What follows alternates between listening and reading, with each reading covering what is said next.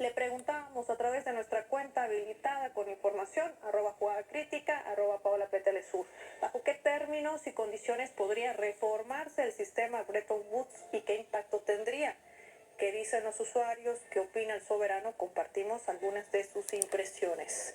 Geraldo dice, necesitamos un nuevo pacto financiero, un pacto en el que los Estados Unidos no tengan privilegios en comparación con otros países. También necesitamos una nueva moneda para el comercio fuera del dólar estadounidense, así opina este usuario. Este usuario identificado en Twitter como RDCH dice, quieren que Macron sea la cuña o Sincel que rompa a la Unión del Sur y al grupo de los BRICS. Dice, suerte para ellos que Rusia está perdiendo la guerra. Según la media europea, se refiere a los medios de comunicación, si aceptaran que Rusia les está ganando, pues se hundirían más rápido, dice el usuario. Pablo Javier Arenas opina, creo que el sistema es muy difícil de reformar solamente con el protagonismo y cambio de eje económico desde el Atlántico hacia el Asia-Pacífico y Asia Central, más la creación de nuevas instituciones que representen a estos nuevos protagonistas y con ejemplos como el grupo de los BRIC, la Asociación de Países del Sudeste Asiático, la ASEAN, entre otros.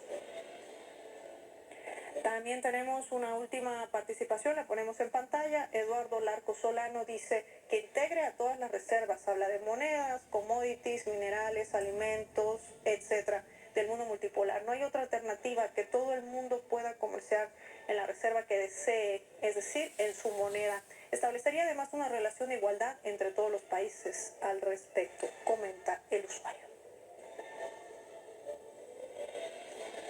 Como siempre, gracias por escribirnos y participar. Al regreso profundizamos el tema de análisis. Ya volvemos.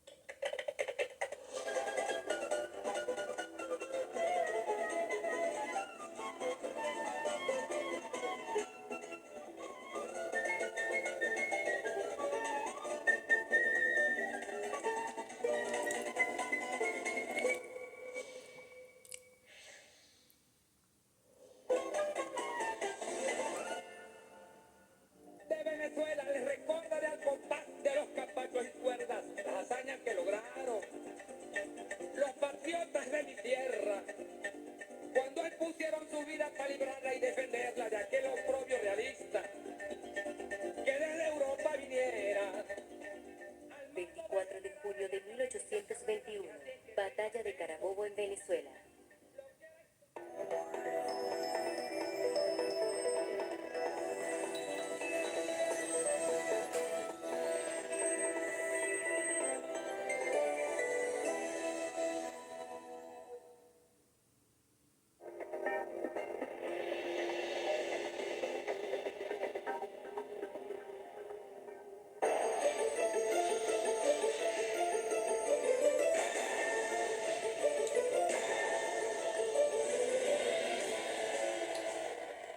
Revisar aquellos escenarios políticos y ambientales en los que se ha desarrollado también el marco de esta cumbre para un nuevo pacto financiero global.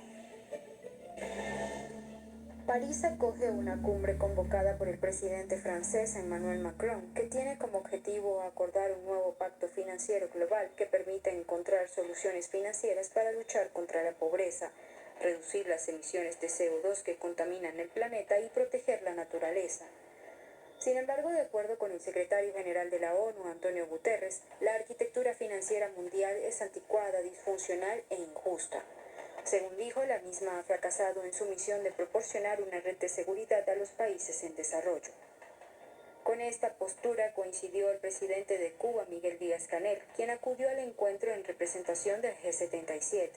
El mandatario afirmó que aún persisten renovadas formas de dominación que emplean la deuda y las medidas coercitivas unilaterales. Esas declaraciones del jefe de Estado reflejan ese interés pujante de las naciones no alineadas por establecer un nuevo orden mundial multipolar. La pérdida de poderío del dólar podría suceder mucho más rápido de lo que se estima si bloques comerciales como los BRICS apuestan por diferentes estrategias para disminuir su dependencia de la moneda estadounidense. Además de China y Rusia, otras naciones como Brasil, India, Arabia Saudita, Emiratos Árabes Unidos, Argentina, Indonesia, Siria, Irán y Venezuela cooperan de distintas maneras para construir un mundo multipolar sin la dependencia del dólar. Por su parte, las naciones del sudeste asiático, agrupadas en la ASEAN, también han hecho lo propio. En marzo pasado, las 12 naciones que integran el bloque plantearon eliminar el dólar estadounidense, el euro, el yen y la libra esterlina de las transacciones financieras. En su lugar, pretenden fomentar conjuntamente los acuerdos a través de las monedas locales. Asimismo, el continente africano quiere decirle adiós al dólar. Durante el año en curso, Sudán expresó su deseo de estrechar sus lazos con Rusia, por lo que ambos países están estudiando la forma de cambiar a monedas locales los pagos mutuos. El tema del cambio climático y el desarrollo sostenible ha sido protagonista en esta cumbre para acordar un nuevo pacto financiero global. Esto debido a que el 93% de los países más vulnerables a las catástrofes relacionadas con el clima están endeudados o cerca de estarlo. Anteriormente, un grupo de economistas presentó en la COP27 un informe donde describían que los países menos adelantados necesitarán 2,4 billones de dólares anuales de aquí a 2030 para cumplir sus objetivos medioambientales, de los cuales 1 billón tendrá que proceder de las grandes economías. En este sentido, los participantes en el encuentro han pedido que se cumplan las viejas promesas, entre ellas el pago de 100.000 millones de dólares anuales para ayudar a los países a adaptarse, que se acordó en 2009 y se reafirmó en la COP15. Vamos a profundizar este tema de análisis con la ayuda de Taleb Ali-Salem. Nos acompaña en directo desde España. Él es experto en asuntos geopolíticos. Hola Taleb, qué gusto tenerte con nosotros en el programa. Bienvenido. Un placer estar con ustedes. Muchas gracias. Taleb, en medio de todos estos discursos, planteamientos, algunos cuestionables por esa o doble moral o doble posición, sobre todo en los países europeos, con posturas muy marcadas y concretas que alguna vez hemos escuchado en consonancia, es decir, en unidad de los países del sur. ¿Qué crees que ha sacado a la luz, que ha reflejado, que ha desenmascarado esta cumbre de este pacto financiero mundial en lectura geopolítica? Bueno, yo creo que sobre esta cumbre podemos hacer dos lecturas, o una lectura que se puede resumir en dos puntos principales. El primero de ellos es que es un movimiento estratégico meramente político por parte de Francia, que busca, responder a los acelerados cambios que está viviendo el mundo, que se está dirigiendo hacia ese mundo multipolar, y que estamos viendo que los países del sur se están uniendo y están teniendo incluso su propia voz y sus propias formas de funcionar o de hacer política, o incluso de afrontar los distintos problemas que afronta el mundo. Digamos que Francia o Macron busca acoger bajo un mismo paraguas a todos esos movimientos que se están realizando por parte de los países del sur, y se ha utilizado esta vez este titular, ¿no? De luchar un poco contra las catástrofes medioambientales, de un poco erradicar la pobreza también y demás, que es el título que se plantea para esta cumbre. Pero yo creo sinceramente que no deja de ser una estrategia política por parte de Francia para seguir posicionándose siempre desde, esa posición que ha mantenido Francia en los países occidentales, eurocentrista, esa posición incluso paternalista de acoger bajo un mismo paraguas a todas estas naciones, ¿no? El segundo punto, yo creo que también es muy interesante.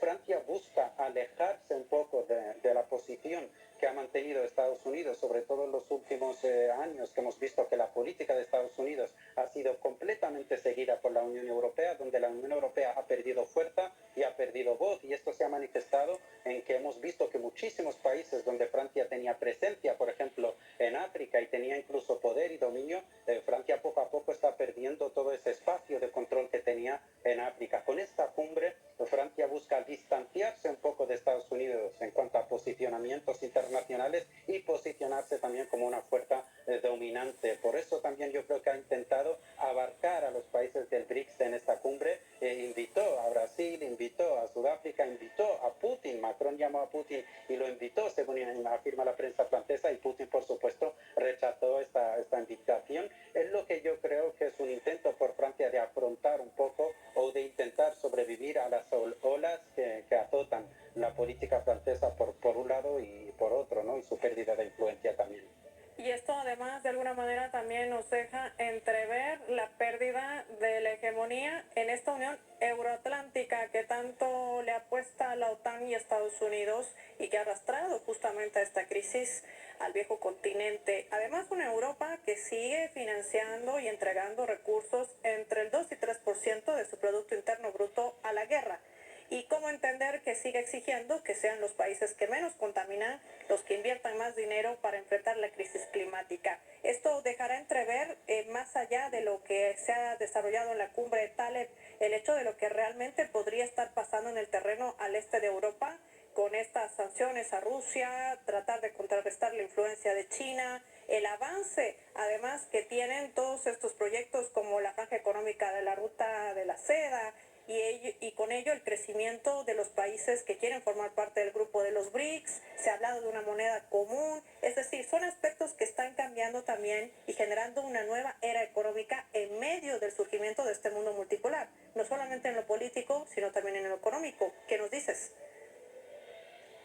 Por supuesto, yo creo que aquí podemos también resaltar uno de los puntos yo creo que esenciales o importantes para entender esta cumbre, una cumbre que se presenta con un gran titular, ¿no? Que en este caso es cómo refundar el sistema Bretton Woods para dar una respuesta a la pobreza y a las catástrofes medioambientales, pero yo creo que, como he dicho, no deja de ser un foro más para promocionar políticamente a Francia y a Occidente y posicionarse como una potencia líder que ofrece soluciones, cuando si vemos realmente las preocupaciones y prioridades de los ciudadanos de los países del sur son las de mejorar su nivel de vida, las de luchar y erradicar contra la pobreza, mejorar los sistemas de salud y de educación. Y yo creo que si realmente Occidente o si realmente las potencias como Estados Unidos o como Francia o incluso la Unión Europea quisiesen dar una solución real a los problemas medioambientales, primero tendrían que empezar a ejercer unas políticas para luchar y para ayudar a estos países a luchar